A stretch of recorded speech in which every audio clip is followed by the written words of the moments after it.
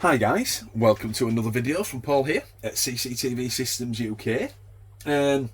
Today is the 10th of January 2023, so happy belated New Year to all of our customers and indeed to all of our subscribers.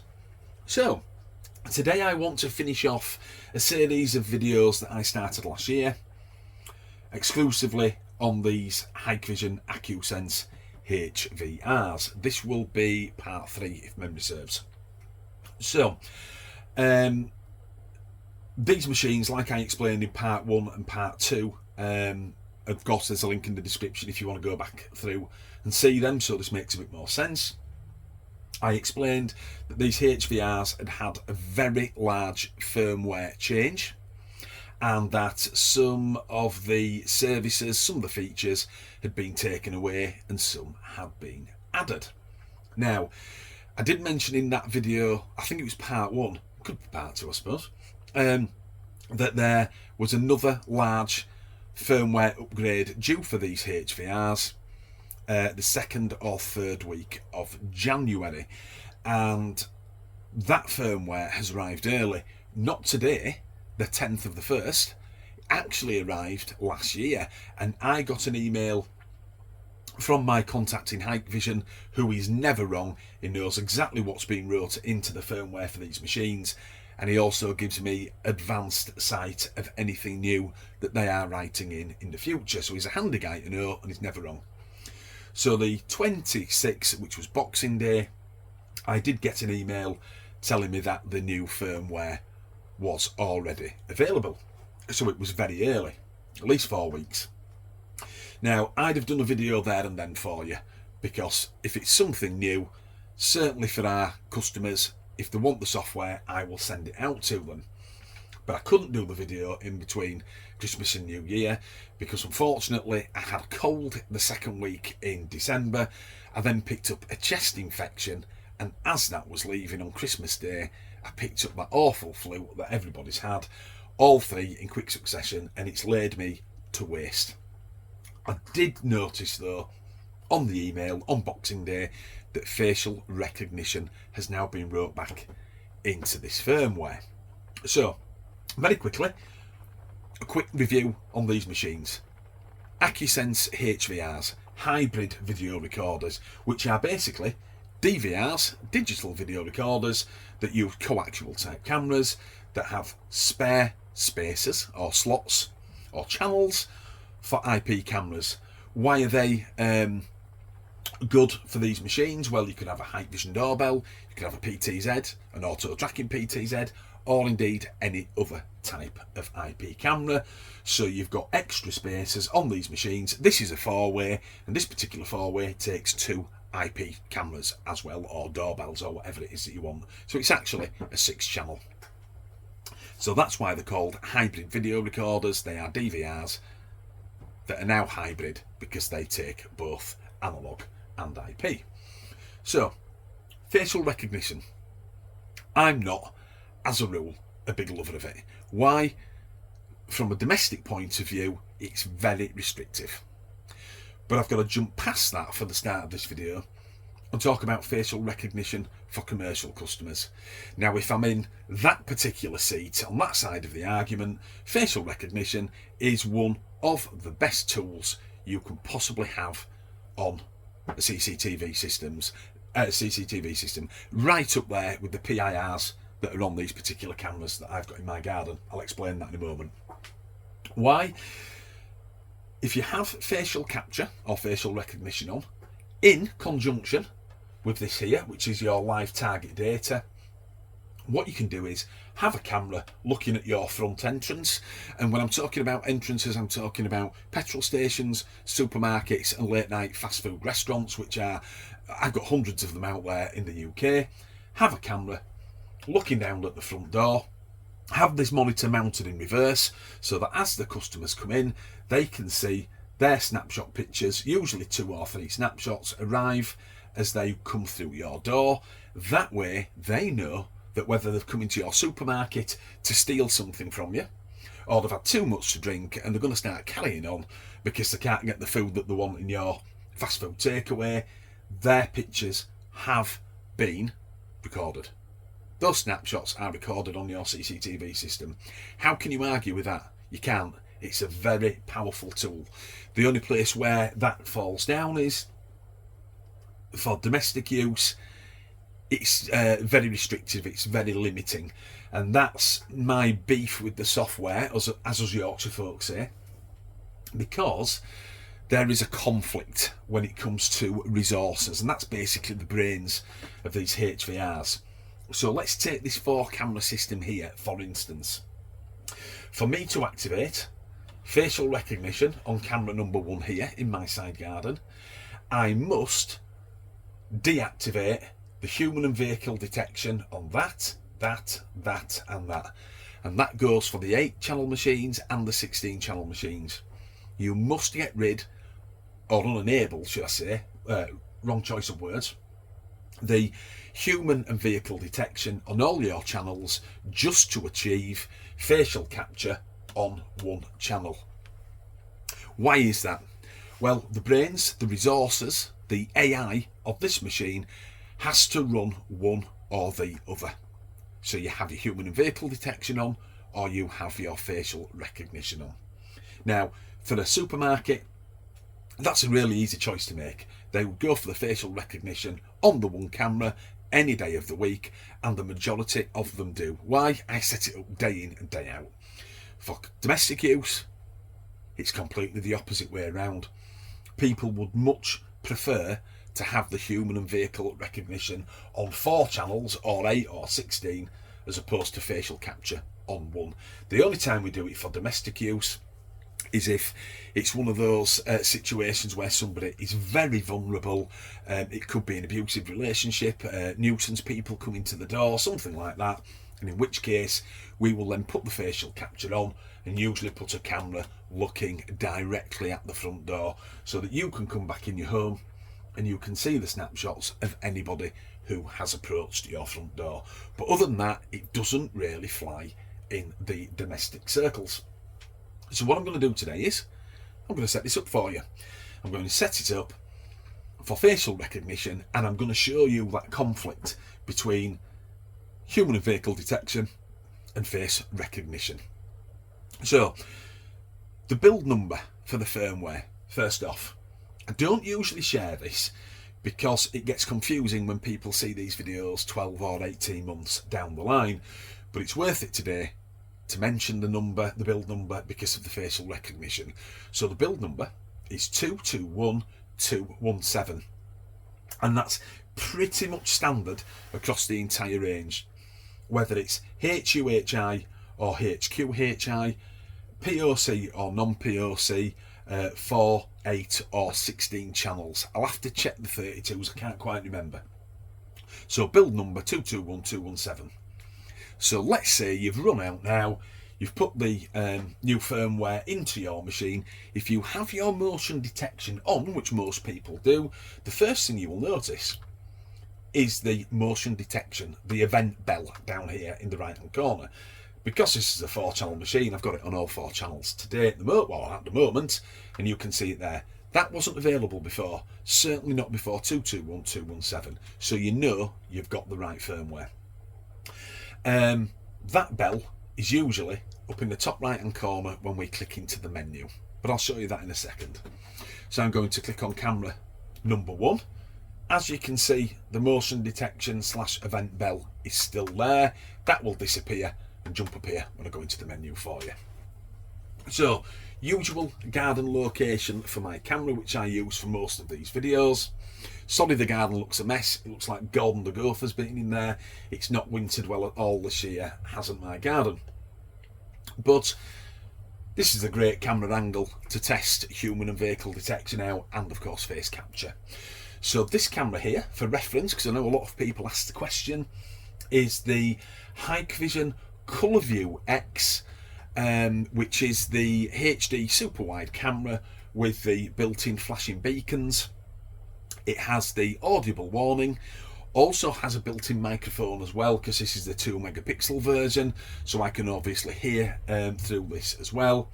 And more importantly, it has the built-in PIR sensor on the face of the camera, which is a massive plus point. You will hear me swooning over PIR sensors. I think every camera in the UK should have one, full stop, because they are a very powerful tool. So it's the ColourView X. Now then, what I'm going to do today is I'm going to set up face capture. And as I walk you through this, as I set it up, you're going to see the conflict between the face capture and the human and vehicle detection. And that's what I want to point out today, so you can see the trade-off and you can make up your own mind whether it's worth having it activated or not. So what I'm going to do is I'm going to right click, left click on menu. You can see the motion detection bell, the event bell has moved up there on the menu top. I'm going to left click on configuration and then left click on event here to the left hand side. We automatically land on the normal event. We have perimeter protection, and now facial recognition has its own tab. Now obviously the previous version of this firmware didn't have facial recognition. It's new to this latest update. If I've got a picture of this without facial recognition on, I'll bob a picture in the bottom right hand side of the screen. If you have a B spec AccuSense DVR/HVR, perimeter protection here could probably be called Smart Event, and if you've got that as Smart Event, you will find the facial recognition as the very first tab in there. So that's good information to have. It's very opportune that we've landed on the normal event page under motion detection, because this is where the conflict starts. Camera number 1 is enabled. The motion is enabled. I have the sensitivity at 20%, and I have the false alarm reduction, which is the AI, the resources, the brains of this particular machine, looking for humans and vehicles through the motion detection. This full screen here, if it sees a human or a vehicle come into there, it will let me know if I have my notifications on. Just very quickly, the false alarm reduction, which is the AI, the brains, is not to be mistaken with the false alarm filter that used to be here. Now I've done lots of videos on that and there was loads of controversy over it. I hope I've explained it well. I've done 2 or 3 I think, but it's not to be mistaken with that, because the false alarm filter is now called the PIR. I know it's greyed out here, believe me, it says PIR.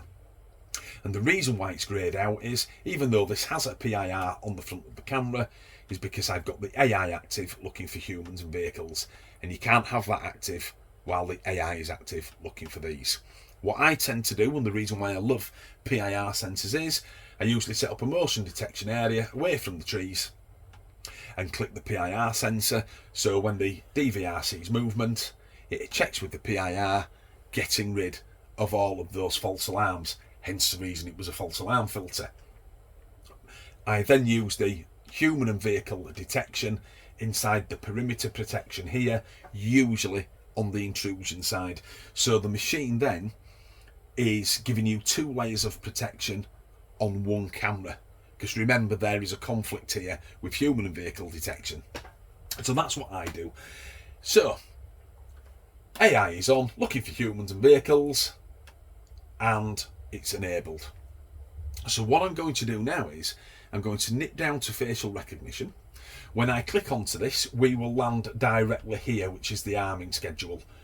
Facial recognition looks at the entire picture, so there's no need to set any areas.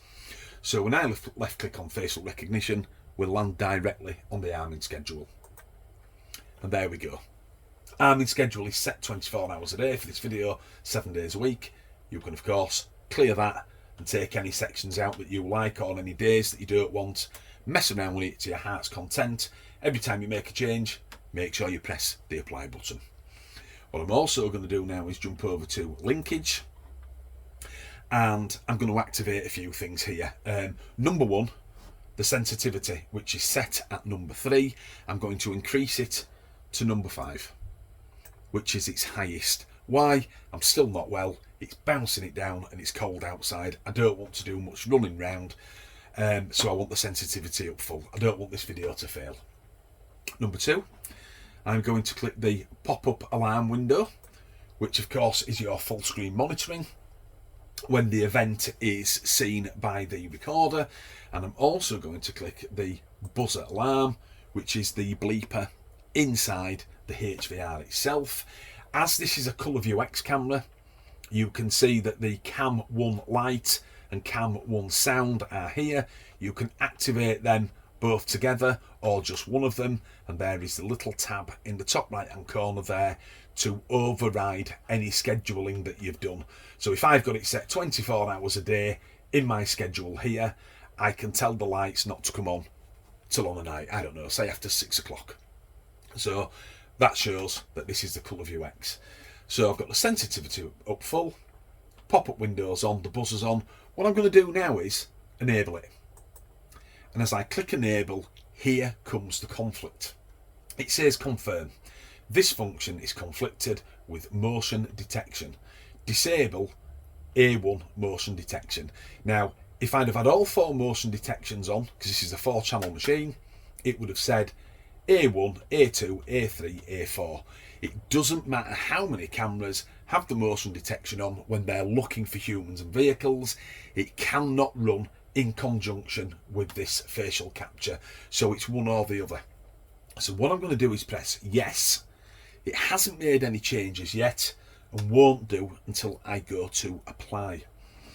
So it's all set up, sensitivity up full, pop-up windows on and the buzzers on. It's set for 24 hours a day. Apply. Configuring, please wait. Now what the HVR is doing now is turning off the motion detection inside the normal event because I was looking for humans and vehicles. If I didn't have that ticked, it wouldn't show as a conflict, but you'd get all your false alarms, of course. And to prove this, if I go back to the normal event, you can clearly see as we land on channel 1, it has unenabled it here. I didn't do that, the machine has. Why? This AI, this false alarm reduction software, is the brains in the outfit, and it cannot run that and the face capture at the same time. It's one or the other. Again, this is where my beef starts. So, we'll talk about that in a moment. Let's get the live view going here. On the left hand side we have our channels. There's our 4 analog channels, and if we click target detection, which is live target detection, we have a picture of a human here, a little icon that looks like a human and one that looks like a vehicle. Top tip number 1, you must have the human ticked. I know it's not self-explanatory because we are capturing faces, but it will not work without the human being ticked. So if your face recognition is on and you want live data, you must click the human. I'll turn it off in a minute and I'll show you that in practice so you know that that is the case. What I'm going to do now is right click, full screen, and then put all 4 screens back on for us. Facial capture is now activated.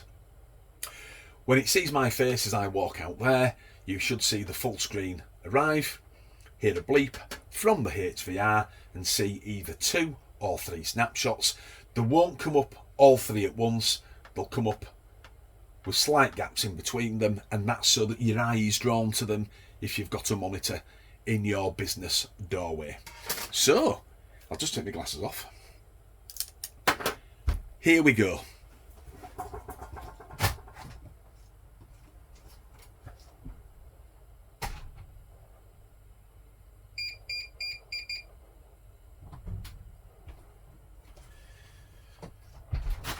Oh boy, it sure is cold out there. So, grab my glasses again. As you can see, 3 face capture events. So, A1, channel 1, 12:26 and 5 seconds. A1, 12:26 and 6 seconds. A1, 12:26 and 6 seconds. So in 1 second or a second and a half, it's managed to get 3 snapshots off of yours truly. So if I was walking into your supermarket and I had this monitor mounted directly facing the customer, they know their face has been captured. You can click on any of these, of course, and get the short video. I'll show you that in a moment. What I do want to do before I get comfortable is just untick the human again in the top right hand corner, because I did send this software out to about 30 odd of our customers and they couldn't get it working, and it's because they've not activated the human part of it to look for faces. So I'll go out now, human's not ticked. What you will see is the full screen monitoring yet again, the bleep from the HVR, but you won't see any more snapshots arrive, and normally 2 or 3 snapshots would arrive here and push these older ones down the list. Here we go.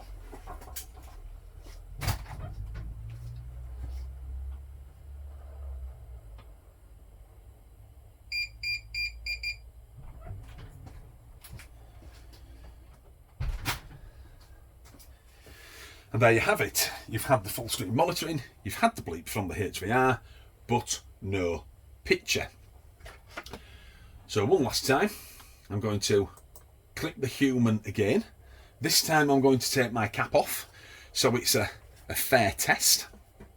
And what you should see now is 2 or 3 more snapshots arrive here, because the human has been activated again, and they will push these pictures of me with my cap down the screen. Here we go.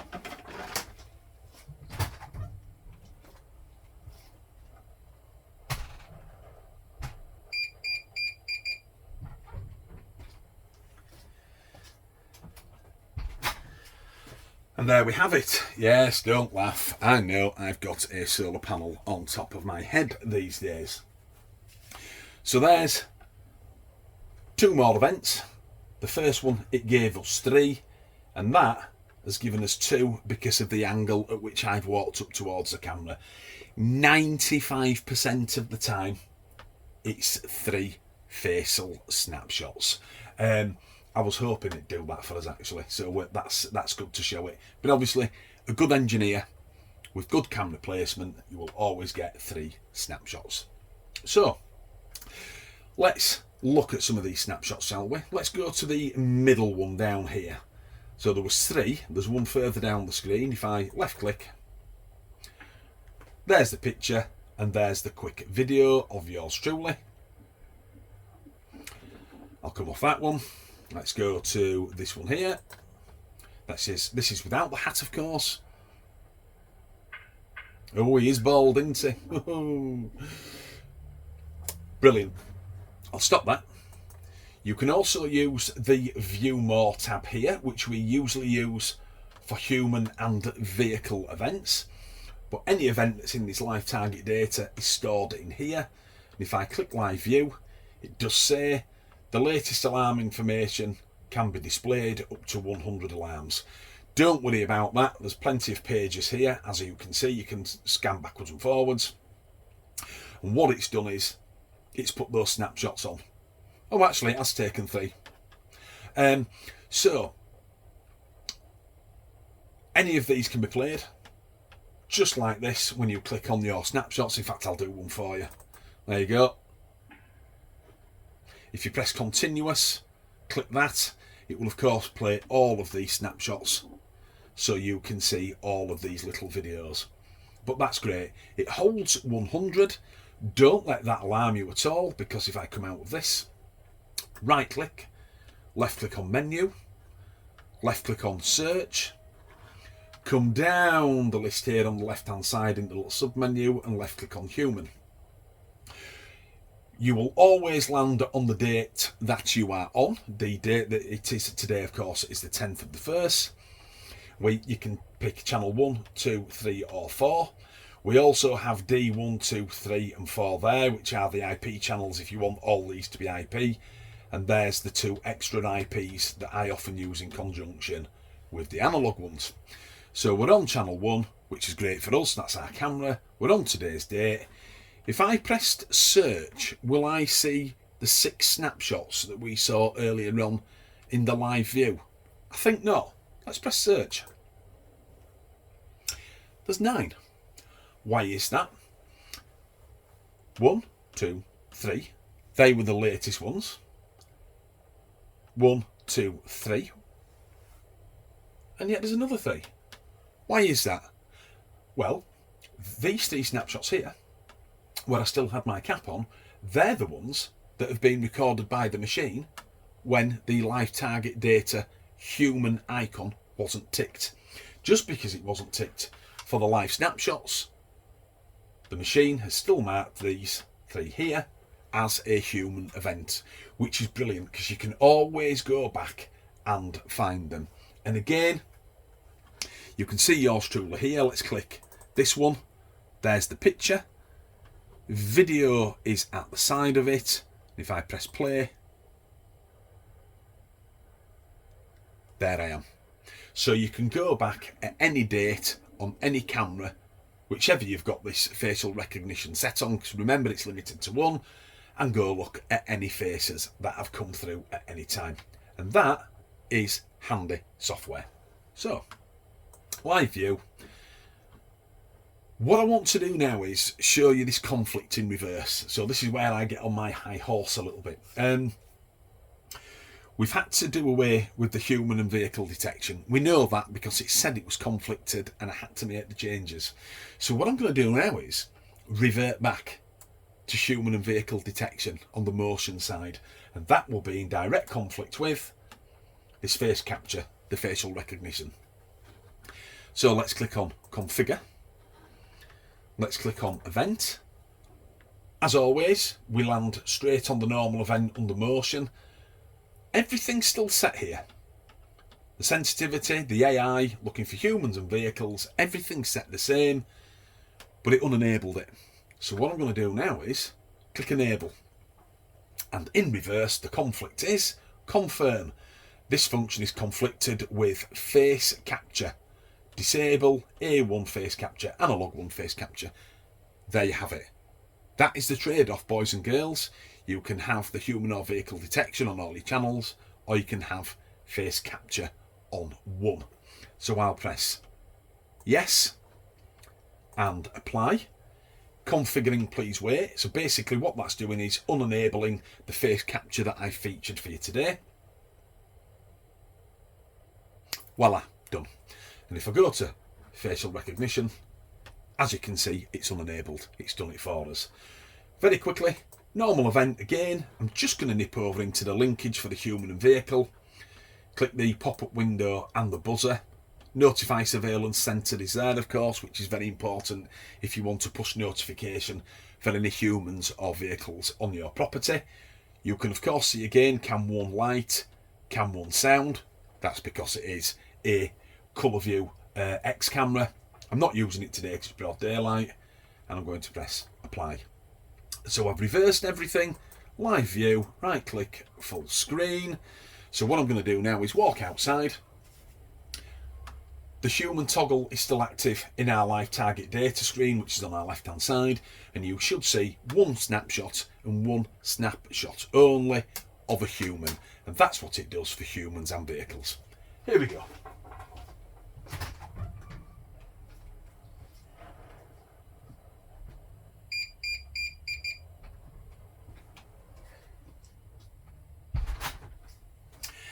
And there you have it. Analog 1, which we were using earlier on for face capture. Analog 1, 12:35 and 25 seconds. Motion detection, human. And if I go into the view more, you can see the 6 original. Remember, they're the snapshots when I had the human icon ticked. And because I'm a human, and it's a human detection event, it's put me there. If I double click on this, as always, I get the picture and of course the quick video of yours truly. And there you have it. That is Hikvision face capture or facial recognition working away. So what do you think? Is it worth it? Well, for commercial premises, yes. It is. There's no getting away from it. It's a very powerful tool. Seeing your own ugly mug on the monitor as you walk into the shop is a very powerful tool. Of course it is. I don't know why they don't just do it for humans, to be honest, and let it zoom in on that, but there you go. One of the things I'm going to run up the flagpole with my contacts at Hikvision is, because of this conflict that I've shown you today, I'm going to ask if the firmware can be wrote to, let's say, have this camera here, camera 1, that's looking down at our, I don't know, office doorway, the entrance into reception. Can we have that set 9 till 5, and then have the human and vehicle detection taking over on these 3 cameras, or maybe all 4 of them, as long as the time doesn't interact, as long as the time doesn't cross over, a time conflict, in other words. So let's say this 9 till 5 and these 3, 5 till 9, as human and vehicle. Because what I did notice was, and you've seen on this video, it was able to turn on the configuration, it was able to enable it on human and vehicle on its own when we set it up as a conflict by clicking one or the other. Now that's got to be handy. That's got to be the next logical step for this particular firmware, so that we can have facial capture here, and then let's say out of office hours it goes from the faces to the human and vehicle detection, so that all your areas outside of your premises, including the walkways, the car parks and stuff like that, you can have the notifications for those human and vehicle events. I think that is the way to go. I'm going to ask. What answer I will get, I do not know, but I'm certainly going to run it past them, because I think that's the next logical step now that this latest firmware, build number 221217, can switch on or switch off features, which we've shown it doing. So, what do you think? That's part 3, and hopefully the last part of this session of videos. Unless something does change and they give us exactly what we want, what I've just been talking about, then there will be a part 4. But that's the trade-off. Human and vehicle recognition, or face capture, or facial recognition. Certainly for the commercial side of the installs, it's a winner. For the domestic side, I'm afraid it's a loser. But make up your own mind. So I've done this for you today. I've had enough, to be honest. I'm not very well. I want a nice hot drink and to get out of this unit. I have got some more new equipment that's coming to the market this year, which is brand new. I will of course be featuring those videos very soon, now that I'm feeling a bit better. If you want to see those videos, click subscribe and click the bell. If you don't want to do that, hey, that's fine too. This channel is predominantly for my customers, so that they can get the very latest firmware, get the best toys and the best experience from their equipment that they've purchased from us, so you don't have to subscribe if you don't want to. Again, there is a link through to video number 1 and video number 2 in the description. There is also a link through to our Facebook page, and I'll just mention quickly, as I always do on the videos, if you want to ask a question on this new firmware or any part of this particular video, don't put questions on for IP cameras for a different make. Make it about this video, please, because if not, it's very confusing for people who are following the comments. If you want to comment about this video or have a question, please feel free to comment. The comments are open and everybody can see them. Just bear in mind, if it's something really sensitive, certainly something personal, when it's wrapped up with the security needs that you might have, click on the link and go through to Facebook and message me there. Why? It's private, and of course I'm the only person who answers those messages, so you'll get yours truly. So again, I hope you've enjoyed the video. If you want hooking up with some of this firmware, give us a shout. We'll always try and get it out to you if you know your model number. Certainly our customers, we have your model numbers on record, and you are always welcome to this firmware, and we'll do our very best to help you as always. So, this is Paul logging off at CCTV Systems UK. I'll see you all in the next up and coming videos. Stay out of trouble, and I'll see you all again soon. Bye bye now.